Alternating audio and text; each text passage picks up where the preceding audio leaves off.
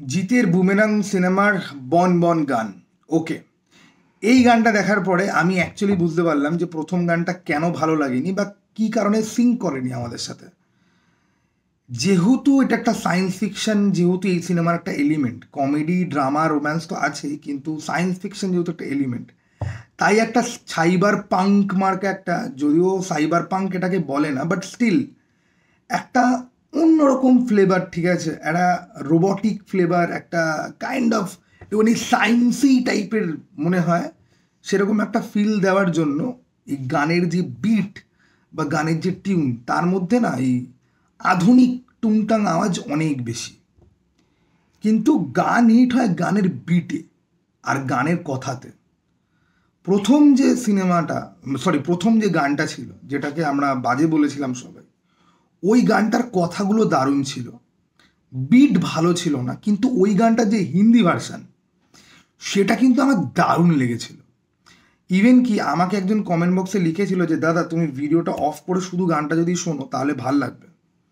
যে লিখেছিল বোধহয় সুপ্রতীক, বোধহয় ইয়ে করেছিল, একটা লম্বা কমেন্ট লিখেছিল। তো হ্যাঁ, সুপ্রতীক, কাইন্ড অফ তুমি ঠিক ছিলে। যখন ভিডিও না দেখে গানটা দেখেছি, ভিডিও না দেখে গানটা দেখেছি কি, যখন ভিডিও না দেখে যখন শুনেছি গানটা, হ্যাঁ গানটা ভালো ছিল, কিন্তু গানটা যে হিন্দি ভার্সন সেটা সারপ্রাইজিংলি ফার ফার বেটার। ওকে, নাও এই যে বন বন গানটা, এই বন বন গানটার মধ্যে আমি না ফাইনালি যে পারপাসটা বুঝতে পেরেছি যে কেন বিটগুলো একটু ডিফারেন্ট আর এক্সপেরিমেন্টাল। বিকজ এই সিনেমাটার কনসেপ্টই এক্সপেরিমেন্টাল, ঠিক আছে। সেই এক্সপেরিমেন্টালের যে চাহিদাটা, সেটা সব জায়গাতে রেসিপ্রোকেট হচ্ছে, সব জায়গাতে তার প্রতিফলন হচ্ছে। নাও বিটটা খুব একটা জনপ্রিয় বিট হবে না, কিন্তু এই বিটটা যাদের একটুখানি অফবিট টাইপের কাজ ভালো লাগে, ডিফারেন্ট টাইপের কাজ ভালো লাগে, তাদের কিন্তু এই বিটটা বেশ ভালো লাগবে, যেটা বনবনের ক্ষেত্রে আমার হয়েছে। ওকে, এবার এই গানটা নিয়েও নেগেটিভ কথা নিয়ে মারামারি লেগেছে, ঠিক আছে। সঞ্জু আর প্রিন্সের মধ্যে এখন মজার ব্যাপার হচ্ছে কি, যে দুজনের সাথে রিসেন্টলি আমার কথা হলো, তার মধ্যে সঞ্জুর সাথে আমার যে কনভারসেশন হয়েছে ভাই, মানে আমি ধন্য। আজ অবধি যত লোকের সাথে আমি ফোন কলে কথা বলেছি, এই ইউটিউবের দৌলতে হোক বা কোনো কিছুর দৌলতে হোক, আজ অবধি আমার লাইফের সব থেকে সেরা ফোন কল যদি হয়ে থাকে, সেরা ফোন কল, তাহলে হচ্ছে গিয়ে সঞ্জু। ইভেন কি তার আগের দিন আমি মহারাজের সাথেও প্রায় 1 ঘন্টা কথা বলেছি। এই সব ছেলেগুলোকে নিয়ে, প্রিন্স, সঞ্জু, মহারাজ, এদের প্রত্যেককে নিয়ে আমার, মানে এদের প্রত্যেকের কাজ নিয়ে তো আমার মনে অনেক রকম ইয়ে রয়েছে, তার প্রতিফলন আপনারা পেয়েছেন দেখতে। আমি পোক করেছি, রোস্ট করেছি, ঝামেলা হয়েছে, রিপ্লাই খেলা হয়েছে, অনেক কিছু হয়েছে। কিন্তু দুঃখের ব্যাপার হচ্ছে কি, যে ওদের তিনজনের সাথে 3টে ঘটনার পরিপ্রেক্ষিতে কথা বলে, ও প্রিন্সের সাথে অ্যাকচুয়ালি, এই যে প্রিন্সের, আমি অ্যাকচুয়ালি জানতাম না যে প্রিন্সের ওয়াইফ আছে, ঠিক আছে, এটা জেনে আমিও খুব শকড। তো প্রিন্সের সাথে আমার আজকে কথা হচ্ছিল এই কারণেই, যে প্রিন্সের ভিডিওটা আমি অ্যাকচুয়ালি বিএফসিসির পেজ থেকে জানতে পারি, পৌশালিদির ভিডিও দেখে, যে সামহাও এরকম কিছু একটা স্ক্রিনশট লিক ফিক এসব কিছু হয়েছে। তারপর প্রিন্সের ভিডিও দেখে জানতে পারি যে প্রিন্সের সাথে একটা সাইবার ক্রাইম হচ্ছে, যেটা খুব সিরিয়াস সাইবার ক্রাইম। ওকে, তো এই সমস্ত জিনিসপত্রতে আমি লোকজনকে আমার চারানা পয়সার জ্ঞান একটুখানি দেওয়ার চেষ্টা করি। এবার প্রিন্সের নাম্বারও আমার কাছে ছিল না, প্রিন্সের সাথে আমার সম্পর্ক যথেষ্টই খারাপ, ঠিক আছে। তো আমি আজকে প্রিন্সের নাম্বার জোগাড় করে প্রিন্সের সাথে কথা বললাম, কারণ দেখো ভাই, ঝামেলা তো হতে থাকবেই, ঠিক আছে। ওকে, ঝামেলা হবে, কিন্তু কেউ যখন ট্রুলি ডেঞ্জারে যখন পড়ে, আজকে আমরা একে অপরকে রিপ্লাই ভিডিও দিচ্ছি, this is not real danger, বা এটা কোনো থ্রেটনিং কোনো কিছু নয়।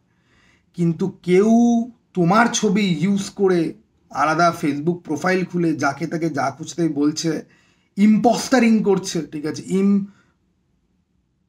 পার্সোনেট করছে, এই ইমপার্সোনেটিং ফেসবুকে যে কত বড় বাঁশ হতে পারে, ঠিক আছে, সেটা কোনো ক্রিয়েটারের জন্যই হোক বা কোনো সাধারণ মানুষের জন্যই হোক, এই ইম্পস্টার বা ইমপার্সোনেট, যে আমি তোমার আইডেন্টিটি কাইন্ড অফ থেফট করে নিয়ে, এটার যে কি সুদূর প্রসারী এফেক্ট পড়তে পারে কোনো মানুষের লাইফে, সেই ব্যাপারে আমার আইডিয়া আছে। যেহেতু আমি আইটি লাইনে রয়েছি, এই সাইবার ক্রাইম টাইম এইসব ব্যাপারটা আমাকে জানতে হয়।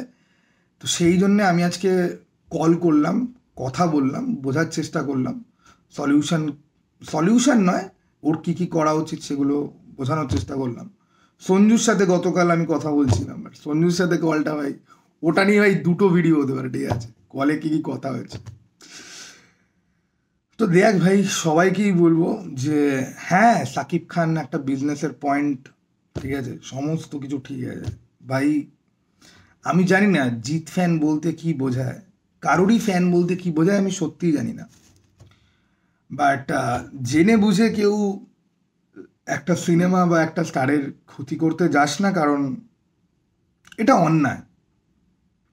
কিছু হওয়া না হওয়া পরের ব্যাপার, এটা অন্যায়, ঠিক আছে। আমি সবারই নাম নিলাম, কিন্তু এটা কাউকে পোক করে বা কাউকে খারাপ করে আমি কিছু বলছি না, ঠিক আছে। সবার সাথেই কথা হলো, সবারই পরিস্থিতি জানলাম, বুঝলাম, ওকে। তো এটাই হচ্ছে কি ব্যাপার। নাও বুমেরাঙের গানগুলো, বুমেরাঙের গান, বুমেরাঙের সিনেমাটা নিয়ে আমার টেনশন আছে একটু হালকা, কমেডি পোর্শনের জন্য। বাট বুমেরাং কিছু অন্য কিছু করার চেষ্টা করছে, এটা আমাদেরকে বোঝা উচিত।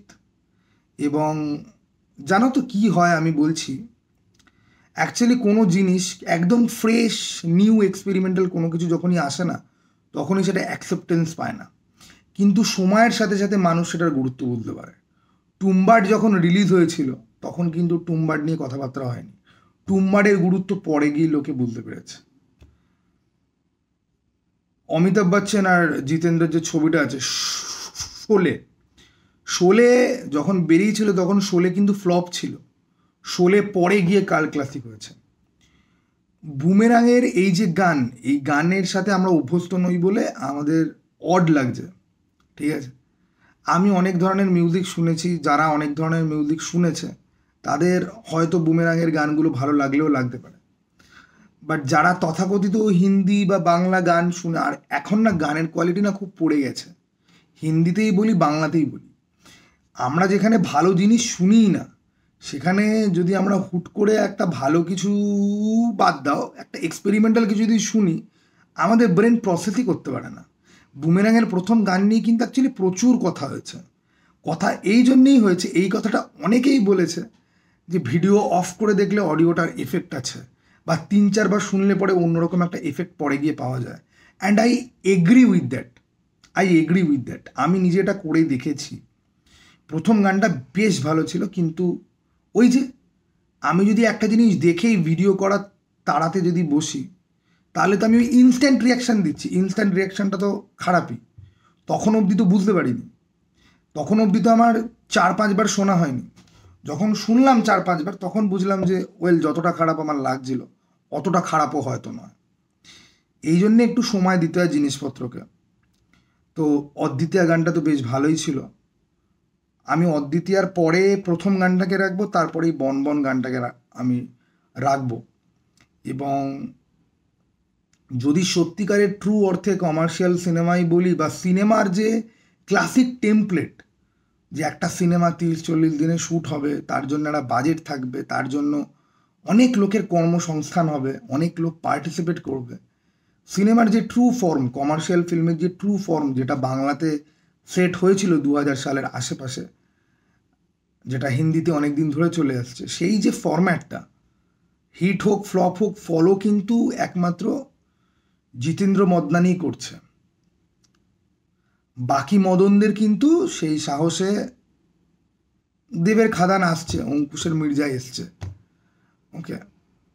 তো বাকিদেরকে কিন্তু কাইন্ড অফ সাহস বা হসলাটা কিন্তু, মানে এই ফেসটা যেদিনকে কেটে যাবে বাংলা সিনেমার, সবাই কিন্তু মনে রাখবে একজন ছিল যে কোনোদিনই খেলা থেকে পালায়নি, সে চিরকাল খেলার মধ্যে থেকেছে। সে যদি একটা ফ্যামিলি ড্রামা কমেডিও যদি তৈরি করে, তার মধ্যেও সায়েন্স ফিকশন ঢুকিয়ে, একটা গ্র্যান্ডিওর এনে, একটা এক্সপেরিমেন্টাল কিছু জিনিসপত্র ঢুকিয়ে, সে কিন্তু সিনেমাটাকে গ্র্যান্ড করতে চেয়েছিল, সে কিন্তু এপিক বানাতে চেয়েছিল। এপিক হয়েছে কি হয়নি সেটা তো পাবলিক বলবে, কিন্তু এই যে চেষ্টাটা, এই যে আর্নেস্টনেস, এই যে অনেস্টি, এটার জন্যেই কিন্তু আমি জিৎ ফ্যান।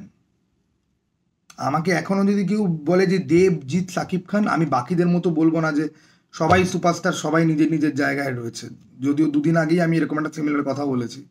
আমাকে যদি তিনজনের মধ্যে একজনকে চুজ যদি করতে বলে যে চুজ ওয়ান বিটুইন দেম, ভাই আমি খালি হেসে উত্তর দেবো, আমি উত্তরও দেবো না, ঠিক আছে? জিৎ।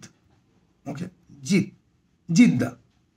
ওকে, বাকি সবাই চাউমিন, চিলি চিকেন। জিদ্দা হচ্ছে গিয়ে mutton biryani, special mutton biryani 2 piece. Okay, চর্বিওয়ালা রেয়াজি পিস। ভাই বলে খিদে পাচ্ছে আমার, যাই হোক। এই চলো টাটা ভাই, আবার যেন দেখা ভাই, হ্যাঁ।